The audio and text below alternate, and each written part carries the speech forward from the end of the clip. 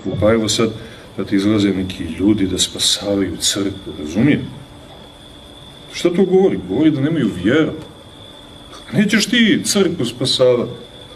Ako bi je ti spasavao, onda bolje mi da se na vrijeme evakuišemo, razumijete? Ako ćete vi da preuzmete crkvu od jerarhije, štiju bolje od patrijarha, od vladike, od mitropolita, od sveštenika, Kaluđeru poslušniče od igumana, onda bolje napušta taj manastir. To ne je 100%. Vjerujemo u promisao Božje. Nije ti jasno? Pa ne može ti sve biti jasno. Je tako? Vjeruj. Sad je tako, ali ima razloga zašto je tako. A što crkva ne reaguje? Sjedi malo. Što ti reaguješ tako neurotično?